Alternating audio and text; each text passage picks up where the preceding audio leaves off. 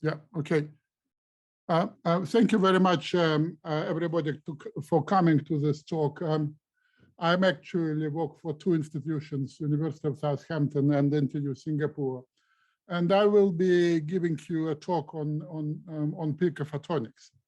Essentially, the purpose of my talk is to show that it is now possible to see and study picometric scale events optically. So to start with, I will show you this line of sizes and technologies for imaging. And we know that together, electron and optical microscopy, and somewhere at the level of a few tens of picometers, and the most advanced cryo transmission electron microscopes equipped with very, very considerable computational power can get to this level of optical resolution, of resolution, while optics perhaps is finishing at the level of a few tenths of nanometers. So beyond that, there's a no man's land, and my talk will aim to show that actually we can enter now the no man's land, applying new ideas of imaging and metrology using light and electron beams. I will start with picometer imaging with free electron beams. This idea came to us a few years ago, and since then we will be exploiting it in various applications. But let me first introduce the idea. If you have a nanoscale object, for instance, a typical element of a nanotechnology, a cantilever, and put it into a scanning electron microscope, a very conventional scanning electron microscope, and focus a beam of electrons at the edge of such structure. So then if the structure moves, the rate of production of secondary electrons, which is normally detected in SEM, will depend on the position of the structure. And if you focus on a sharp cliff of such a structure, so the rate of electrons will be proportional to the gradient of the profile of the structure. You can very easily see that in a conventional microscope with conventional rate of electrons coming and secondary electrons generated, 1 picometer displacement amplitude can be detected in 1 second. And 1 picometer is essentially 1% of atomic size diameter. So how do we make an imaging technology out of that? So I show you with using this cartoon. This is a fly with moving wings. And what you do in conventional conventional electron microscopy, you scan the electron beam across the structure, across this object, and detect secondary electrons. What we are doing something slightly different. We fix our electron beam at a particular point, or in this case of the moving wing, and detect secondary electrons for some time. And once they're detected for some time, we can calculate the spectrum of modulation of the secondary electrons, which will be relevant to the spectrum of movements of the structure. As a result of that, we can then represent a hyperspectral image of the object at the given frequency. And as I said, this can be done with incredible resolution.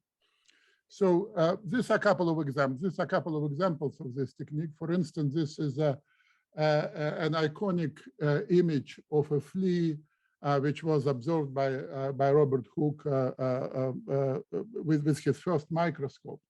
We took exactly the same type of flea and put it into electron microscope, and then focusing on a particular setae of the flea, we can see that the elements of the setae actually move when the flea is slightly shaken by a piezoelectric transducer. And you can see that, for instance, at the frequency of 50 kilohertz, you can see the amplitude of induced motion and the phase of that using this technique as imaging technique. This is not that impressive because here the amplitude of motion is a scale of nanometers. It's considerably more impressive if you start doing this for the sake of detecting Brownian motion in the structures. The amplitude of Brownian motion in nanostructures is anything in between a few picometers to a few hundred picometers. And this is a scanning electron microscope image of the cantilever made on a thin membrane. And nearby, you see an image of this cantilever in terms of its Brownian motion amplitude at the main frequency of out-of-plane oscillations of the cantilever. So therefore, this image represents the picture of motion on the cantilever. And the amplitudes here, you can see, if I put, for instance, my measuring point somewhere here, this would be spectrum of the motion. This is the main mode we are presenting here. And the flow level is at about 1 picometer per square hertz. And therefore, in 1 second, you can detect amplitude of motion about 1 picometer. So this opens an incredible opportunity to look much more closely into thermal motion of nanoscale objects, say like MEMS and NEMS, biological objects, and many others. We were in particular interested in that because we thought that there's an opportunity to study different regimes of thermal motion in nanoscale object. And again, look, this is a silicon atom, which is, has a van der Waals diameter of about 200 picometers. So we are detecting here movements with amplitude of 1 picometer and above. Okay, let's come to the nature of Brownian motion of thermal motion rather in nanoscale object. I give you example of a very simple thing, an cantilever. And normally when you say thermal or Brownian motion, what you think about is that the object is colliding with ambient molecules. And as a result of this random collision, you see random Brownian motion.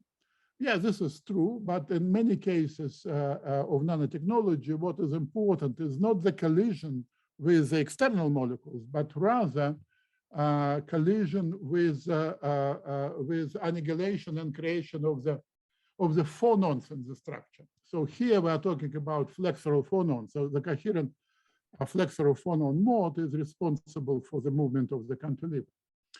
And the phonon impact and momentum transfer related to that creates the Brownian motion. However, if you are able to look at this process with much higher temporal resolution, you perhaps would be interested to see what happens between individual collisions, individual acts of releasing momentum from the annihilation or creation of flexural phonons. And we did exactly that.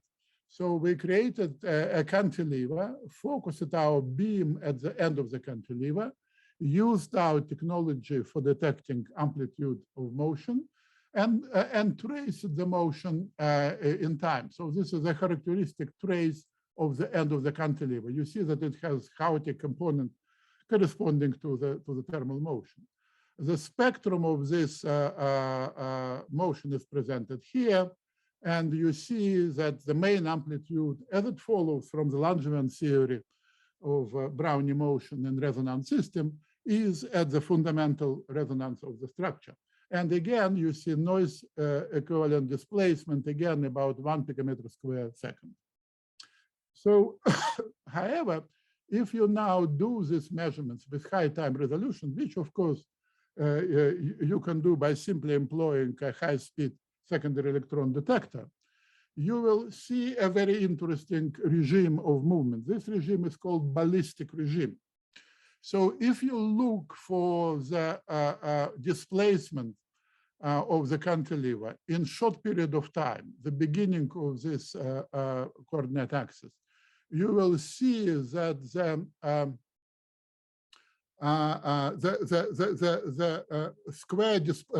mean square displacement of the cantilever is not proportional to the time, which would be characteristic for a diffusive regime. It's actually proportional to the time square. And this means that for some time, the cantilever moves ballistically. And if this period of time is about few microseconds, you see ballistic movements of the cantilever. And then after that, for longer periods of time, the multiple collisions mess up the ballistic motion and it's becoming random. So you can see here, for instance, in the velocity autocorrelation functions for about few microseconds, the velocity measured at this particular moment of time and a microsecond later is exactly the same. The system moves ballistically. There's a lot of interesting physics behind that. I don't have time, and I would like to move now from here to applying actually optical techniques to measure picometric movements and events in META.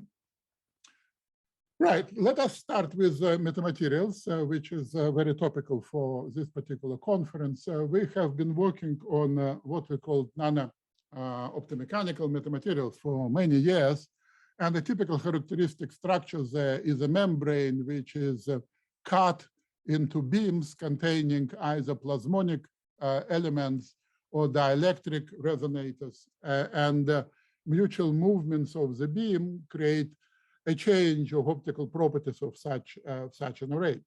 And this is demonstrated here. So I show two nanowires in the array, which are decorated with plasmonic elements. And because the plasmonic metamolecule is split between two nanowires, their mutual movements create change of the optical properties of the structure. So the mechanical and the optical properties in the structure are highly correlated. So as a result of that, one can see Brownian motion in such metamaterial.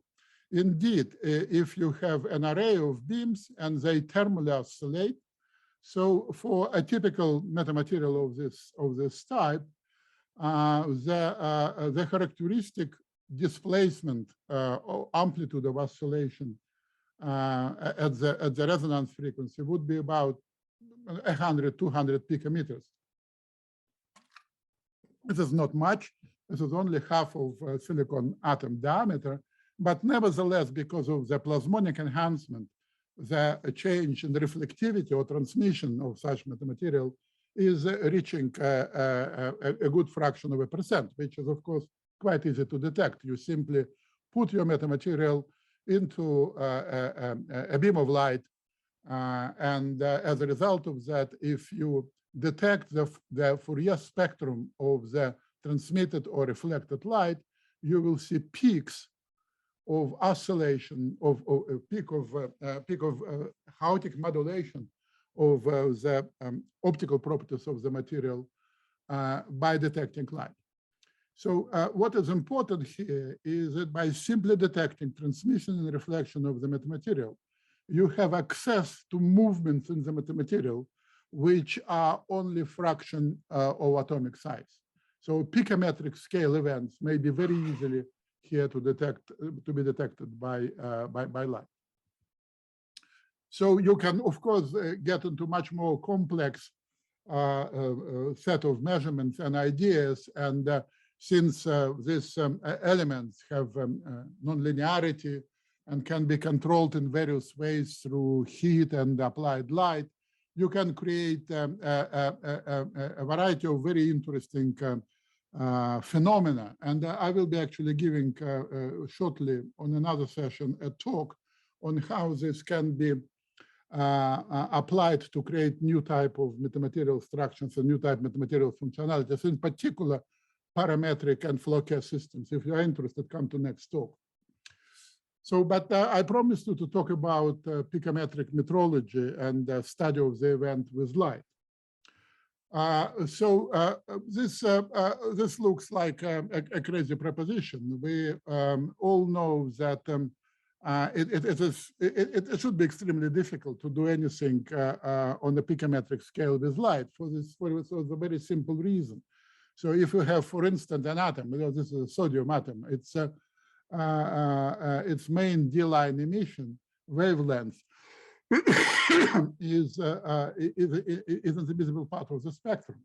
And the atom itself is 3,000 times smaller than the emission wavelength. So if the atom changed its position, for instance, this would have absolutely no effect on the, or very little effect on the emission scattering or scattering of such atom. And this is true. So if you try to do metrology or imaging with conventional plane waves, it is very, very, very, very difficult to get beyond the diffraction limit. However, the idea which we are pursuing is that not using the plane waves, but using what we call structured, topologically structured light. As you perhaps know, the light can be structured, coherent light, on a very, very small scale. And this is an example which was first given by Michael Berry about 10 years ago, when he did show analytically that if you have a few beams propagating in slightly different directions, but nevertheless coherent at the same frequency, you can create a complex field which would contain singularities. So discontinuities of the phase, area of energy backflow where predominant energy direction is opposite to the main direction of the propagation of light energy, and zones of high value of gradient of phase, which are called local K vectors areas. All of them are significantly smaller than the wavelengths of light, orders of magnitude. In particular, singularity is located as a delta function, of course. And so the idea is to use this sort of light in improving resolution. We have, a couple of years ago, we have demonstrated and actually experimentally measured an example of a light field which would have such structures. This is so-called superoscillatory light field. It doesn't really matter what is the nature of the field, but what is important is that it has singularity pointed out by green circles, areas of high gradients of phase, high local chi vectors value, and zones of energy backflow. All of them are on a deeply subwavelength scale. So as a result of that, we came to the idea that if we can visualize that energy of areas of,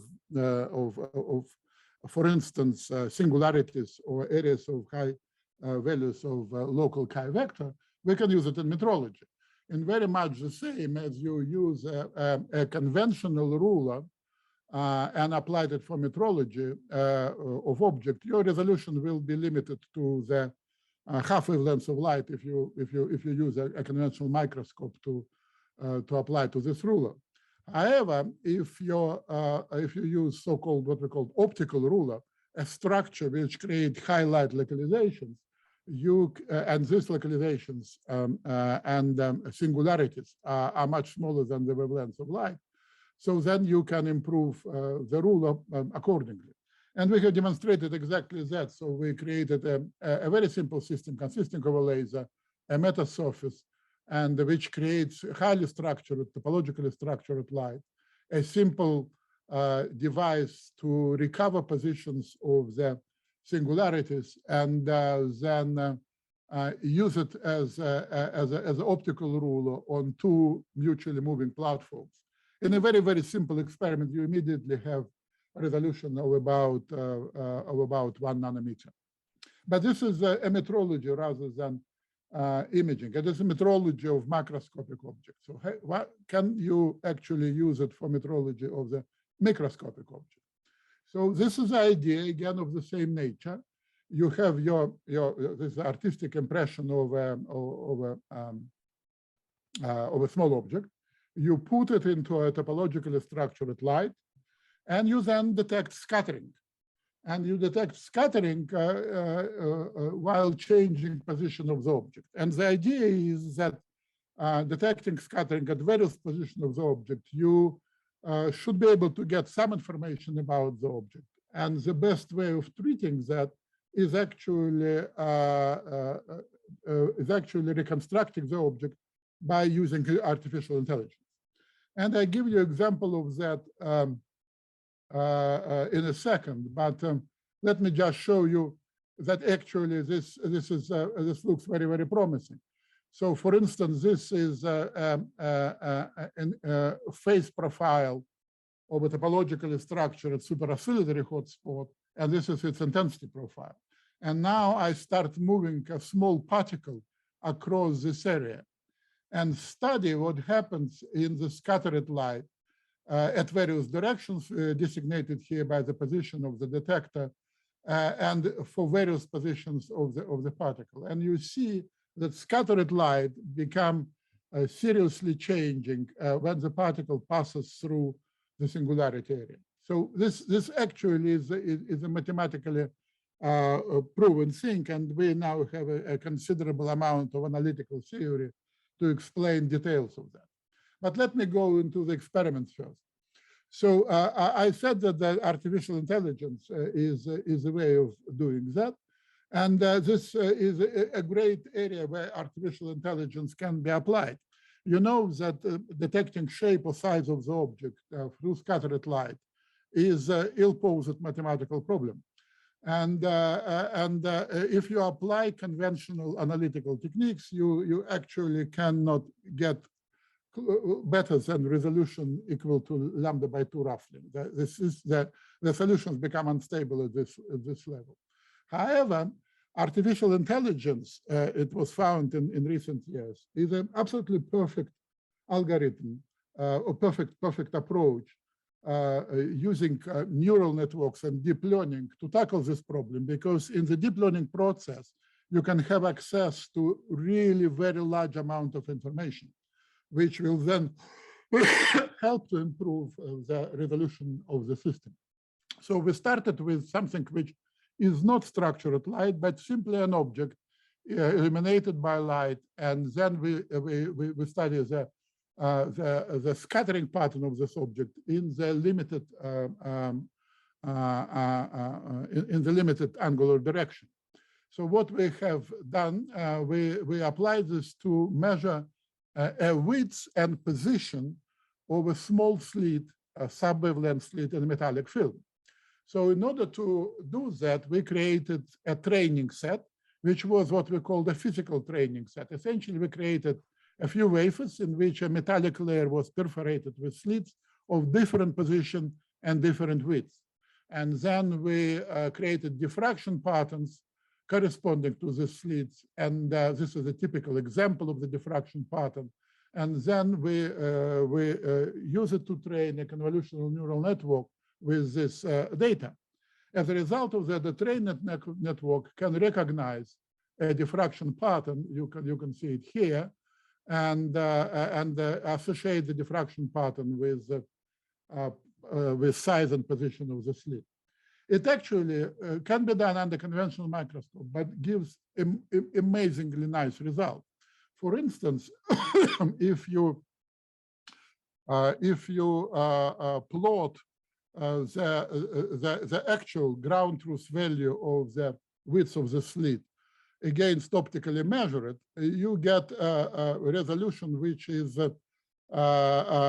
comparable to that of fabrication with focus time beam milling and detection with scanning electron microscope. I don't want to go into details of that, but we did a series of experiments which allow you at the end of these experiments to have a true dispersion of measurements using scanning electron microscope, focused on beam milling system, and optical measurements. And you can see that all of them give values of the same ballpark, a few nanometers of resolution. The teaching here is twofold. The first thing is that you can actually detect optical object parameters of the object optically with much higher resolution than lambda by 2.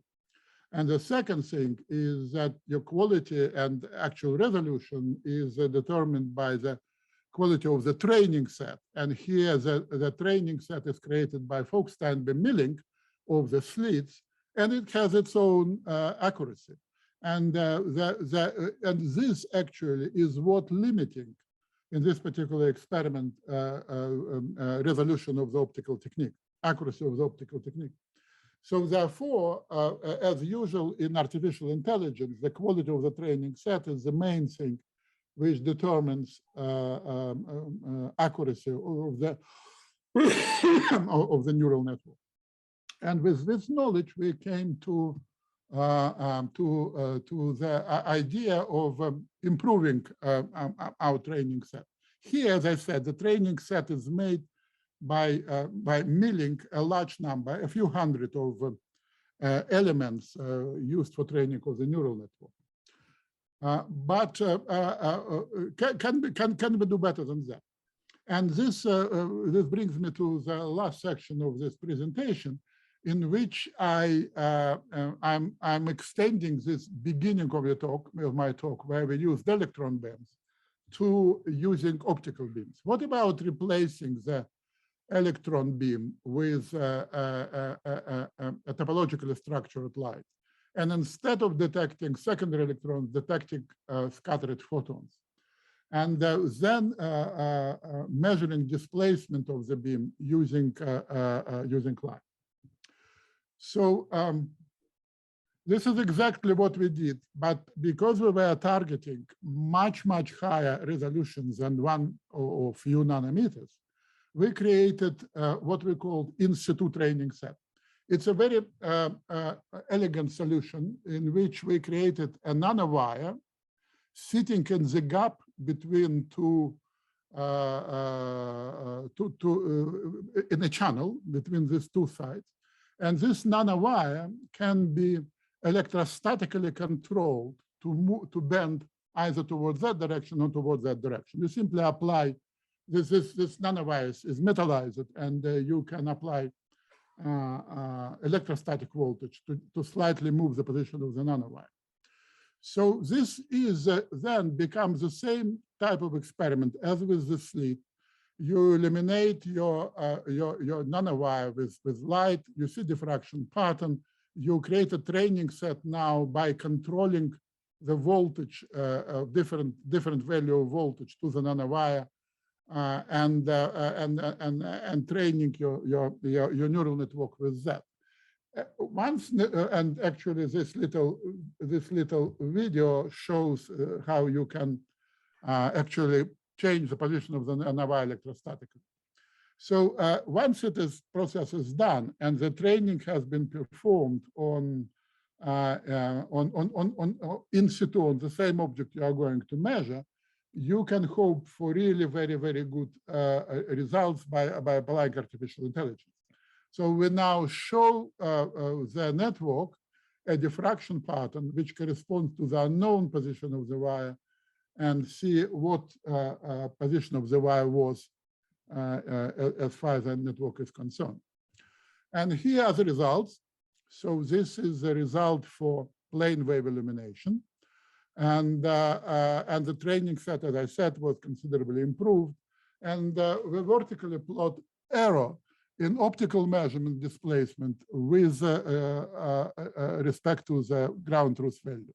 So if your displacement is anything between 10 and 100 picometers, so the typical error is 76 picometers, right? With increase of the size, it's becoming slightly bigger, but relative error actually diminishes, but the absolute error increases. But if you then go to topologically structured light illumination, you get to the remarkable level of 28 picometers when your displacement is between 10 and 100 picometers, and is becoming 63 at high level of displacement. So this is, as I said, this is a remarkable thing. It's the average displacement here is a small fraction, 10% of the silicon atom diameter. You should probably get to the conclusions, Nikolay, now. Yeah, I'm concluding, Jeremy. I do not want to scare horses, but so these results I just presented, they are in public domain. These are results which are not yet in public domain, but we made considerable improvements in the laser system and mechanics of that. And this is the latest result. We can now measure just under 2 picometers displacement of the nanowire. Watch this space. So I will skip this this slide and come to conclusions. So the first thing is, why does it work so well?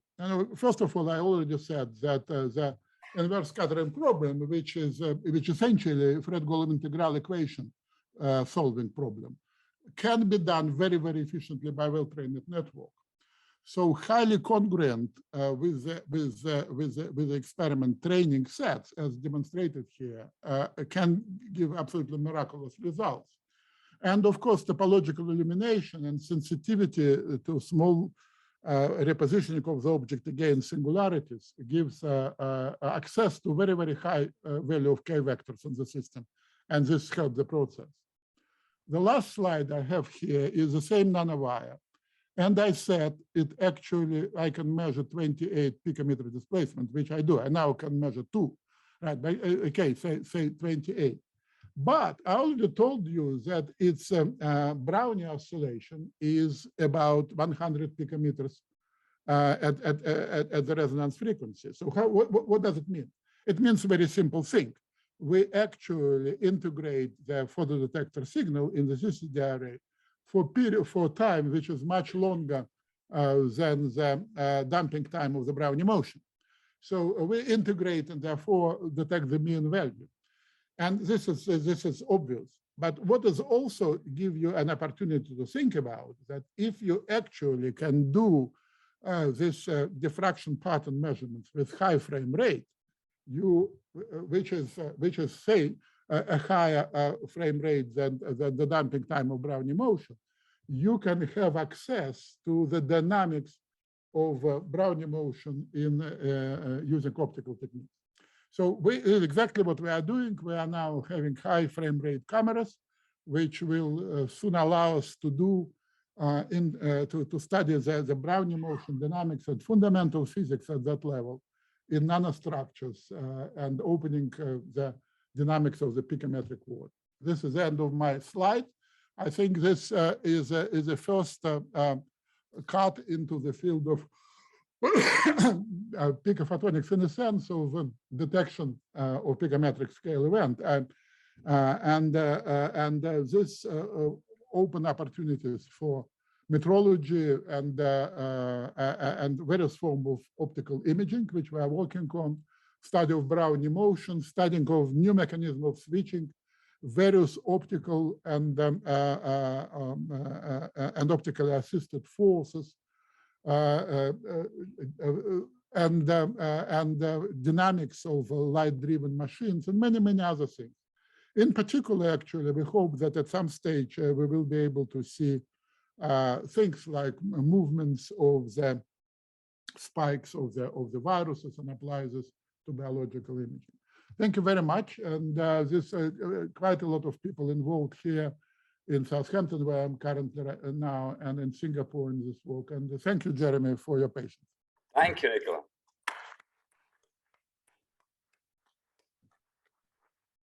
So we have time for just maybe a few questions. So people in the hall want to ask any questions, I can repeat them. Yes, please, down here. Just speak and I'll repeat.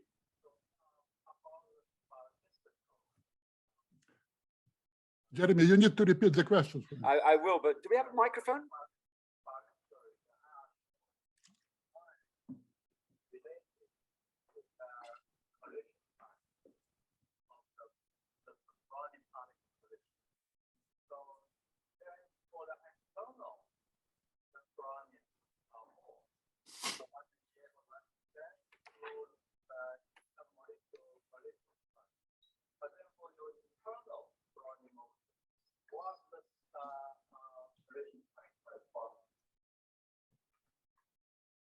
So the question, I think, Nikolay, is what does the collision time correspond to for internal Brownian motion? What is the typical collision time? Yeah, what does the collision time correspond to? You can imagine it for molecules against a beam, but what does it correspond to in the internal degrees of freedom? Yeah, if you have internal collisions with molecules, this is simply act of collision and momentum transfer to the object, say a Brownian particle. Here, the rate of creation and death of flexural photons is equivalent to the collision time. So this annihilation and creation of the phonons has the same meaning as collisions with external molecules. Maybe we should. Sorry, Jamie. Details of times involved are in the archive. It will be published anytime soon at Science Advances, but there's already archive on the web about that. Okay. Any other questions that people would like to ask? There's one online question, but I don't know how we get this person. Can they unmute themselves? Or do we have to do that? I don't think so. You can read the questions, I guess. No, it's not in the chat. So maybe this person can put the question in the chat. In question and answers. Sorry. Okay. Yes. I think they're all about fixing the slides. Yeah. The first talk. So any other questions? Now I have a question, Nikolay, about the relation to this and, for instance, work on X-ray interferometry, which uses X-ray beams. So in some ways, this is an advanced version of interferometry, or do we think about it differently to that? Yeah, well, so the argument I quite often hear is that, I don't know, 10 picometers or 50 picometers is impressive, but advanced interferometers can do that. And in fact, they do. But say, look at the complexity of the LIGO system, which operates at this level, or high-end advanced interferometers, which are used in optical technology. These are hugely complex machines. But here, you, in a single shot, under conventional microscope, get the same level of resolution and can do it very, very fast. And this ability to do it in a simple setting and with very high frame rate actually is extremely important. And so you would like us to change the gravitational wave detector to use more structured light? Is that right? I have had approach from LIGO people already. Yeah, that sounds interesting. Okay, well, I think with that, people would like to go and get coffee. So let's thank Nikolay again for his talk. Thank you very much for your attention, guys.